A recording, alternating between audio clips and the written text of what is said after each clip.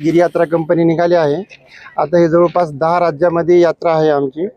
तर सुरुवात आम्ही आता परळी वैजनाथून करतोय। परळी वैजनाथ, पंढरपूर, तसंच मग अक्कलकोट, गाणगापूर, अशा प्रकारे कर्नाटक, तामिळनाडू, आंध्र प्रदेश, ओरिसा, पश्चिम बंगाल, बिहार, छत्तीसगड, त्याच्यानंतर उत्तर प्रदेश, मध्य प्रदेश आणि महाराष्ट्र असे 10 राज्यातून प्रवास होणार आहे। हे आहे गंगासागरची यात्रा।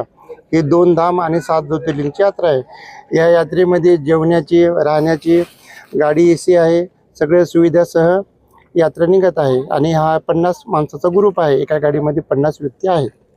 पुढे यात्रा कधी निघणार आहेत आणि संपर्क आता कसा ही साधायचा? यात्रा आमची आता मे महिन्यामध्ये निघते। जी दुसरी जी यात्रा आहे ते उत्तर भारतातली बद्रीनाथ, केदारनाथ, गंगोत्री, यमुनोत्री आणि द्वारका, नेपाळ देश। तर ही मे महिन्यामध्ये यात्रा निघत आहे। तर बुकिंगसाठी आमच्या प्रत्येक ठिकाणी आमचे काही मेंबर आहेत, व्हॉट्सअप नंबर दिलेला आहे। गिरियात्रा कंपनी जरी तुम्ही कोणालाही सांगितलं तर प्रत्येकजण तुम्हाला मोबाईल नंबर वगैरे सांगेन आणि त्या यात्रामध्ये सहभाग घेता येईल।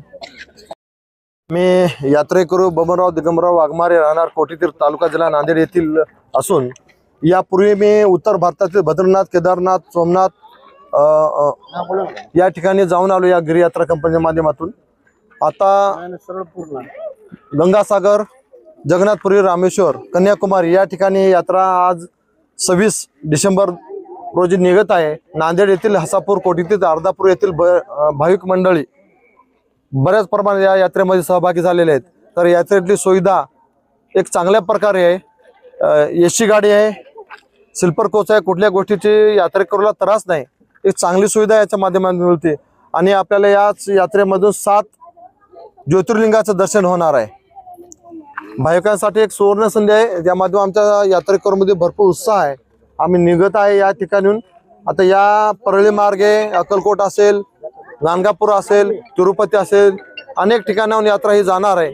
तर यात्रेबद्दल मी सर्व भाविकांना शुभेच्छा देतो आणि थांबतो। हर हर